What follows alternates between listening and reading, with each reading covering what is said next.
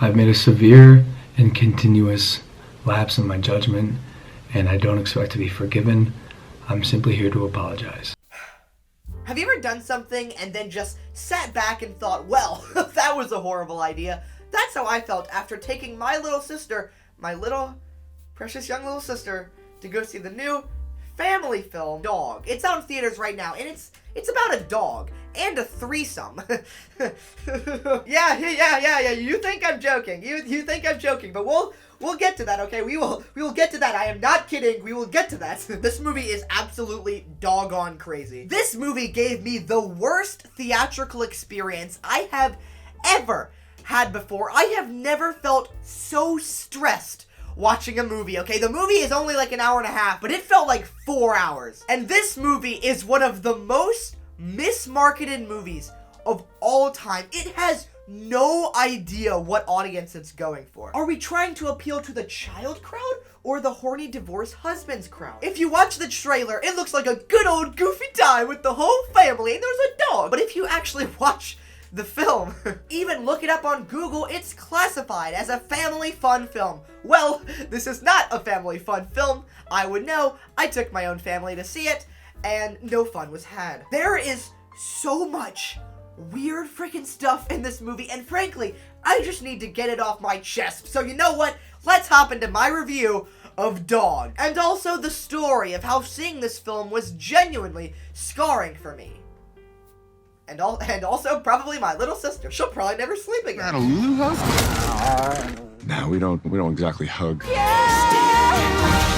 Dog. So the plot of Dog is a military soldier passes away and his military dog named Lulu, that's the dog, needs to be transported to his funeral by his buddy Channing Tatum. That's the dude. That's the guy. And he must transport the dog. Only problem being, since that owner has died, Lulu has gone crazy violent and hates people, especially a certain race of people, but we'll get to that. Now, I just explained the plot of this film, but the plot itself is so loose. This movie is basically just a road trip movie, except most of the locations don't feel like they have an actual payoff. They're just wacky stops. So Dog started off pretty family friendly. Granted, there was a lot more cussing than in your typical dog film, but luckily my little sister was there with me and she covered my ears, and I don't think I heard too many of the dirty little language curse words, and like I heard a couple dangs, a few shoots, oh yeah, and a few. As the film goes, you know, it's pretty family fun. Like, oh no, the dog chews up his seats. He's not supposed to do that. Oh my gosh, the dog likes chew toys. Oh, that's adorable. Oh my gosh, the dog's in a bathtub? Those are for humans, not dogs. And then Channing Tatum drugs his dog to keep him asleep. Wait, what? That's right, everyone. Channing Tatum drugs the dog and then proceeds to make fun of it for being drugged. But you're the one who gave him drug. Okay. This is getting a little weird for a dog movie. Okay, I don't remember anyone getting drugged in Marley and Me. Now, I should mention, yes, this film is rated PG-13. I should have known, but this movie is so marketed to kids that I thought it was just gonna be for, like, military violence. And maybe that bathtub scene where, like, the dog is in the bathtub. I mean, he is naked in that scene. But nope.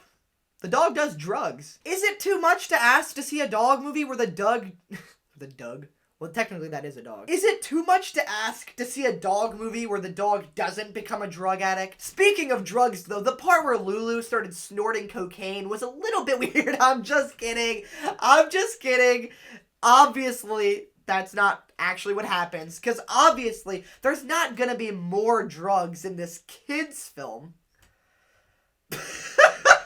Oh, I got you! You just blocked the prank! Of course there's more drugs in this child film. Kids love drugs! At one point in the film, they're driving, and Lulu hops out of the car and darts into the woods, and when Channing Tatum chases him down, he finds him at a marijuana farm. And then Tatum's like, oh no, drugs! And then he gets hit by a tranquilizer dart and passes out. I too love kids movies where our protagonist is kidnapped by drug lords. But then Channing Tatum wakes up and he's tied to a chair and he can't get out, and he's next to a bunch of pigs. things. And then we cut to a wide shot and we see that there's a camera on a tripod watching him. Oh my gosh, that's what I'm doing right now. Is that me? Is that me? Hi, me. When I pulled out my phone to do that bit, one of my YouTube recommendations is a video called How Bosk Ate His Dad. I guess I watched some pretty weird stuff.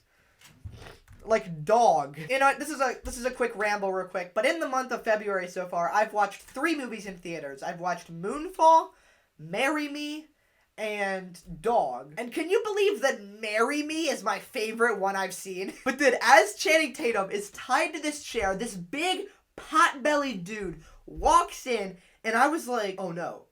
Like, there's this big dude walking in, to Channing Tatum tied to a chair, and there's a video camera. Is this gonna be one of those scenes? Sorry, I'm not actually allowed to say the word that I want to say. I'm not actually allowed to say that word on YouTube. So here, you know what? I'll just write it on the whiteboard. Hold on. So I was watching this scene and thinking, oh gosh, is this gonna be one of those scenes? Can you see the word?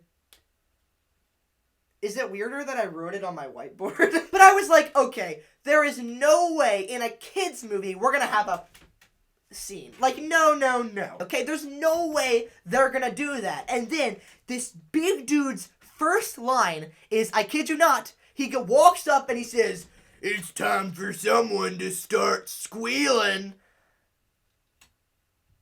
And I was like, oh no. I brought my little sister to see a movie where Channing Tatum is gonna get by a pig farmer on camera? But then the pig farmer dude leaves and Channing Tatum breaks out of his chair and then he grabs an axe to slaughter the old man who lives there. He was gonna go full Mabel on this dude. We have an axe! And at this point I was thinking, you know what? Channing Tatum slaughtering a grown man with an axe, at least that's easier to watch. At least afterwards my sister won't ask me any questions about what happened. She'll understand an axe went into his head. At this point, if the movie keeps on going, it's gonna turn into Clifford the Big Red Massacre of blood. That's what the red part is. Oh yeah, also, now's a good time to mention, I don't feel very good. Yeah, after seeing Dog, the very next day, Saturday, I got super sick. I threw up probably like 30 times. I was super sick. And do I blame Dog for making me that sick? Because I haven't been sick in like 2 years. But do I blame Dog for making me that sick? Yes, I do. But then he finds out that the old dude is actually married, and he's actually just a paranoid old man. So everything is forgiven. And then Channing Tatum and this old guy even bond because Channing Tatum shows him how to tie up someone better. Don't give advice to kidnappers. No, dude, these handcuffs, they're way too loose. This trash bag on my head could be way more suffocating. Mr. Kidnapper, sir, I accidentally just reached in my pocket and I found this weapon and I think you wouldn't like me to have it, so here. Don't give advice to kidnappers. Also, whenever I talk about Channing Tatum, I always have to say his full name, Channing Tatum. Like, if I just say Channing, that doesn't sound like a real name. Like, it sounds more like a verb. Like, he was channing so hard. I have to say Channing Tatum for it to sound normal. Does anyone else relate to that? Then after Channing Tatum befriends this family, for some reason, the wife starts spiritually communicating with the dog? She starts spiritually communicating with Lulu, the dog. The girl, is spiritually communicating with a dog. And then they smoke drugs. I think they were already on drugs before. Thank you so much, Google. I too love family films. Someone's kid is gonna go home after seeing this film and be like, "Mommy, what is the white stuff they're sniffing? Does it smell good? Do you have games on your phone?" Then the movie goes on a whole side plot where he pretends to be blind to get into a hotel for free, and I have no earthly idea why this is in the film. It does lead to some comedic scenes, but they only go to the hotel because Psychic Lady, who I now realize was just on drugs the whole time, said that Lulu wanted a nice mattress and some Indian food. But then it turns out they didn't even spend a whole night at the hotel, so she doesn't get the mattress or she doesn't even eat the Indian food. She doesn't even eat the Indian food. Probably because she's racist. Hey, speaking of racism, next we get a hilarious scene that for some reason the movie takes super seriously, even though it should just be a funny haha moment. But no, it must be taken seriously. This is Dog, the film. It's so dark and gritty. It's like Batman. Lulu the dog ends up seeing this guy at the hotel from a foreign culture, and because Lulu is trained to attack people in Afghanistan, she sees this dude and just frickin' mauls him, because that's what she was trained to do. And that was, honestly, very funny, especially because Channing Tatum gets to make this really funny joke.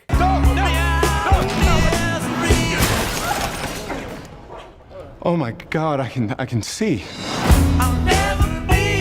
And I sat back and I was like, okay, that's actually a pretty clever joke that's like actually funny. And then Channing Tatum gets sent to jail and we get a surprising cameo by Bill Burr, who's a pretty funny comedian, and he's also from The Mandalorian, which is probably where most of you would know him from. And then they try to have this message about racism? About dogs? Yeah, you know what? Yeah, movie. I totally see where you're coming from, okay? Dogs are so racist. Sometimes they're black and white. Just pick a side already, guys. Oh, but, like, I don't get why this needs to be in the film. Like, guys, we gotta cancel Lulu.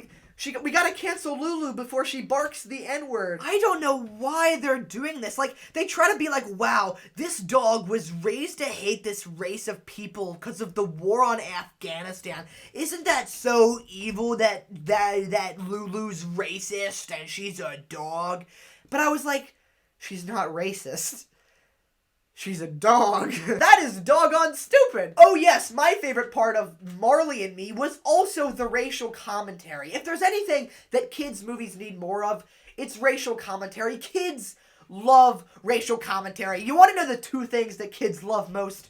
Racial commentary and Fortnite. I do actually kind of understand the message they're going for. Like, they're saying some people are raised to be racist and that affects them, so that way they're biased against these people. Like, maybe it's trying to do commentary on humans. But because this is a dog movie, I don't think the message really lands. Like, guys, cats are the ones who land on their feet when they fall. Dogs don't do that very well.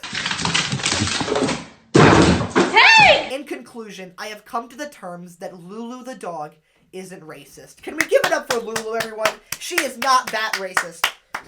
Not that racist. Also, for a kids movie, they put a lot of emphasis on PTSD. Now, granted, that's above a kid's level, but I do think that is actually a good thing about the film. I need to stress, there are a few good things about this film, like the movie, the character of Channing Tatum is good. The direction, the way it looks, really nice looking film. Lulu the dog is a good boy or girl. But at the same time, I feel like the marketing to the kids' audience is what makes everything completely not work. Like, yeah, this PTSD arc is pretty cool, but it's also a little too dark for kids, and it may make them confused. They're gonna be like, hey, mommy, why is Channing Tatum all sweaty and falling all over the place?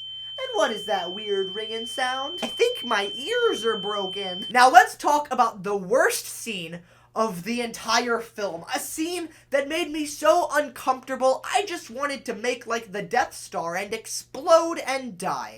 Give it up and down up. Also, I should warn you, this part of the video is about to get edgy.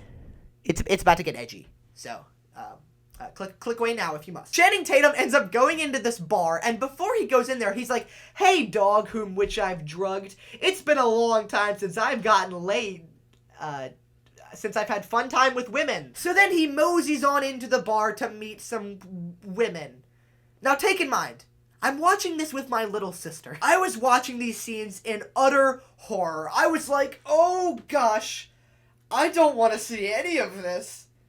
And I don't want her to see it either. But Channing Tatum begins to start flirting, and luckily, it is going horrible. All these women hate him. And I was just thinking, yes! Channing Tatum is getting no action tonight, baby! Yes! And I was just thinking, thank goodness I don't have to watch this with my little sister. But then, as Channing Tatum is leaving, he gives his dog some water, which he does now. In this movie, we saw Channing Tatum give his dog drugs before he gave them water. As a dog owner, you have to know to prioritize cocaine over water. He didn't actually give his dog cocaine, but you get the joke. You get the joke. You're smart. You're a smart little lad. But then, as he's standing there, 2 women walk out. 2 women. That's important. 2 whole women. And they're like, oh my gosh, cute dog. Oh, frick. I just spilled a thing underneath the desk. I don't even know if y'all could hear that. And the girls are like, oh my gosh, cute dog. He's so cute. And racist. they don't say that part. They walk up and they're like, oh my gosh, cute dog. And I was like, oh no. They're not gonna. And then Channing Tatum goes, oh yeah, she's so cute. Yay, y'all have cute dogs too. You know, maybe we should hang out. And I was like, okay. But they're not gonna. And then we cut to them all in the women's house. And I was thinking, oh, okay, they may be there now. But it's not like they're gonna. Please? I guess there's another word that I'm not allowed to say on YouTube, so I guess I'm just gonna write on the whiteboard. You know what, actually, I'm not gonna write that on the whiteboard. And then these 2 weird girls are revealed to be like hippie gurus who do things to, in their own words, increase pleasure. So then these girls and Channing Tatum are getting ready to, do the devil's tango. But as we're building to this, we cut back to Lulu, who is in the car, and she starts barking like crazy, which luckily interrupts them from increasing that pleasure. And as an audience member, I was just thinking, thank you, God, and also the dog Lulu, because now Lulu is going to interrupt them, and then it's gonna like be a funny scene because the dog will cut them short, and nothing's going to happen. Keep telling yourself, Carter, that nothing's going to happen. It's all going to be okay. So at this point, I'm still thinking, we're not going to see anything. Everything is good now, hopefully, probably. But then it cuts back to them, and they're getting a little closer. And I was like, okay, they're starting to get closer. But they're not gonna. But then we cut back to Lulu, and she's barking louder and louder, and I was like, yes. Okay, but then we come back to Channing Tatum and the girls, and they're starting to get a little closer. But I was like, okay, but then we come back to Lulu, and then she's barking even louder. And I was just thinking, please, Lulu, keep on barking, okay? You will save me from a lifetime of shame if you just stop this intercourse. And then we cut back to them, and my heart sank like the Titanic. And I cringed so far back in my seat, I probably looked like that one shot of Martin Brody in Jaws. Mattress. I was hoping you might have a room for me and my little girl. Is that a Purple Heart? Was she wounded? Yes, she was. Thank you for your service.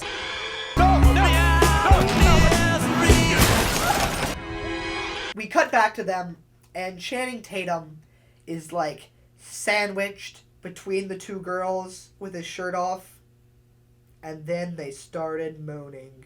I'm gonna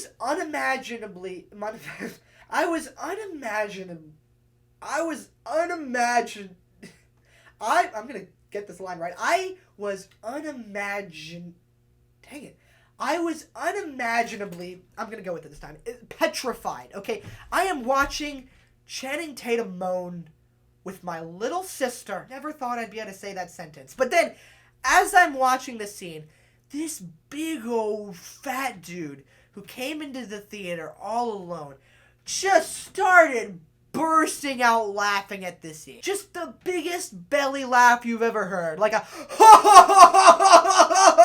that chubby, that I can't get any line right now. But man, this chubby dude who went to the movie theater alone, which hey, there's nothing wrong with that. I wish I did that this time. He thought this was the funniest thing since his divorce. This dude's belly laughs and Channing Tatum's moans are playing over one of the most stressful moments of my entire life. And in that moment, I knew I had to do something. But what can I do? I can't punch the fat dude. And I can't make Channing Tatum stop moaning. So then my sister turns around and looks at me and just goes, "This is weird." And I was like, "You ain't kidding, kid." So you know what I did? I just said, hey, just look at me. Just look at me.